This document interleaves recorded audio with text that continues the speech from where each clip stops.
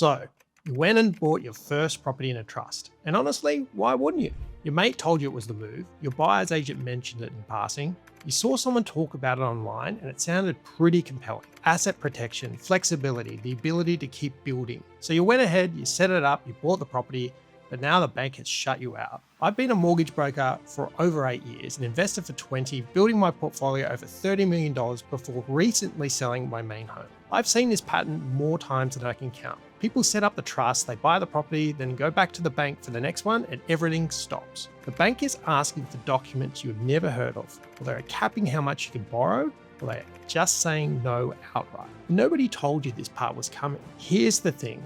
That confusion, that feeling of being stuck right after your first trust purchase. That is one of the most common situations I see walking through my door. So the good news is you're not alone, and it's almost always avoidable if you understand a few things up front. In this video, I'm going to dispel the myths around trust lending because there is a lot of noise out there and a lot of it is flat out wrong. I'm going to put the real facts on the table so you can actually work out whether this strategy makes sense for you or not. And if you're already in a trust and you are stuck, I'm going to give you the exact framework I use to find a way forward for clients in that situation. Because the reality is trust lending does not work for everyone. And knowing that before you commit to a structure can be the difference between a portfolio that keeps growing and one that quietly stalls after the very first purchase. With that said, let's get into it. Let me start with the core reason banks treat trust loans differently. Because once you understand this, it makes everything else make sense. A trust is a separate legal entity, and banks at their core want simplicity. They want a clean line between the borrower, the asset, and the security. When you bring a trust into the picture, you're adding a layer of complexity that the bank has to work through. And different banks have very different appetites for how much of that complexity they are willing to take on. But here's where it gets interesting, and this is something most videos on this topic do not talk about. Trust lending has become really topical in the last couple of years, partly because of social media. There's been a lot of noise online around what some people were calling the unlimited borrowing capacity strategy. Essentially, certain investors worked out that there were some niche lender policies that allowed them to build property after property through trusts by exploring a gap in how serviceability was being assessed across trust entities. Some people went really hard on this, and as a result, the lenders noticed. They tightened. The pool of trust-friendly lenders has shrunk significantly. Some major banks have put hard LVR caps on trust lending. ANZ, for instance, will only go up to 70% LVR for trust loans and only for existing customers. Others have walked away from trust lending altogether. Macquarie is a big one. They have exited this space entirely. And there are also law changes around anti-money laundering and counter-terrorism financing on the horizon that are going to create more pressure on how lenders manage trust structures. So this is a landscape that is actively moving right now and is moving in one direction. Normal investment lending, you can go up to 95% with some lenders. With trust lending, the current ceiling for most flexible lenders is around 90%, but a lot of the major banks are sitting well below that. The non-bank lenders have picked up some of the slack and they tend to have more flexible policy, but the trade-off is that their rates are marginally higher.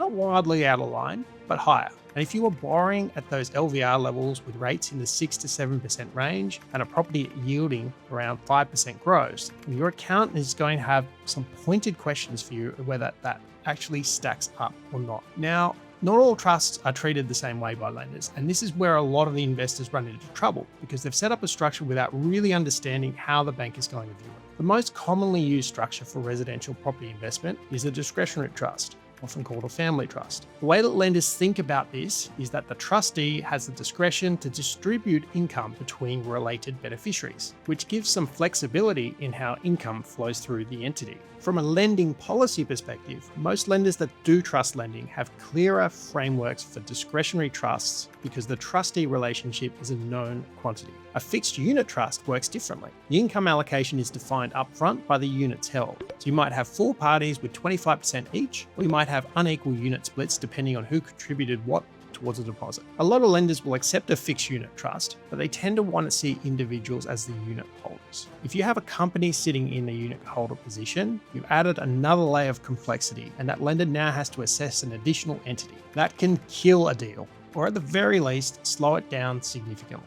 Now, what structure should you use? I'm not going to answer that. That's a tax advice question. That needs to come from your accountant based on your specific situation. But what I will say is that before your accountant sets that structure up, they should be talking to your broker. Because the most common scenario I see is a structure that is perfectly logical from a tax perspective, but creates serious problems from a lending perspective. Getting those two professionals in the same conversations before you commit to a structure is one of the most valuable things that you can do.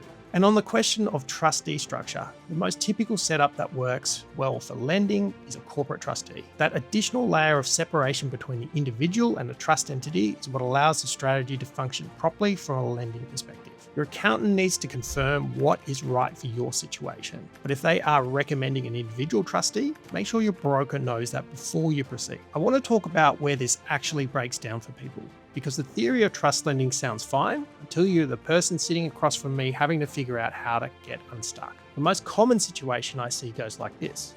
Someone buys their first investment property in a trust. The purchase goes through, everything works, and they're happy. But then they come back to buy the second one, and the whole thing stops. And when we dig into it, what has happened is that the servicing on that first property trust has absorbed so much of their borrowing capacity that the second purchase does not work. And here's where it gets worse. They assume that they can release equity from the first property in the trust to use as a deposit for the second one, but they cannot service both an equity release and the new purchase at the same time. That first purchase took up too much room. So now they're sitting on a property with equity in it, and they genuinely can't access it. Not without restructuring, not without refinancing, and sometimes not at all without selling.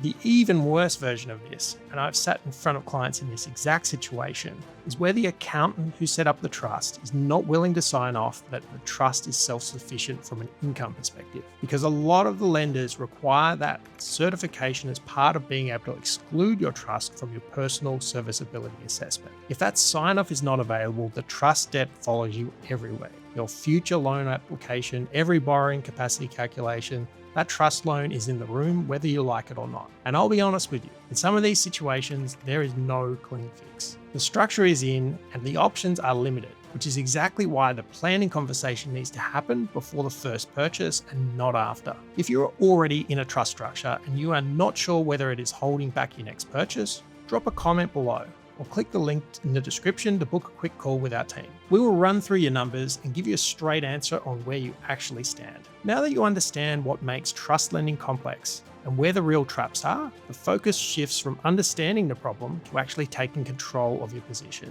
And this is where the question of cross-contamination becomes critical. Here is something that most investors do not think about when they are building a portfolio across both trust and personal names. If you have existing lending in a trust, you need to know precisely which lenders will allow you to exclude that trust debt from your personal income serviceability, and what the specific requirements are to make that happen. Because the legal separation between a trust and individual does not automatically translate into a serviceability separation at the bank. Some lenders will count the trust debt against your personal borrowing capacity regardless. Others will exclude it, but only with very specific criteria. And those criteria will vary from bank to bank. This is why the choice of lender matters as much as the structure itself. You can have a perfectly set up trust with a corporate trustee and a clean deed, still find that a large chunk of the lenders will not be able to count that out in terms of your personal serviceability. Knowing which lenders genuinely separate the two and structuring your loans accordingly from the start is what keeps your personal borrowing capacity intact for future purchases. If you're going to apply for a trust loan, there is a layer of documentation involved that does not exist for a personal name application. And the gaps in this documentation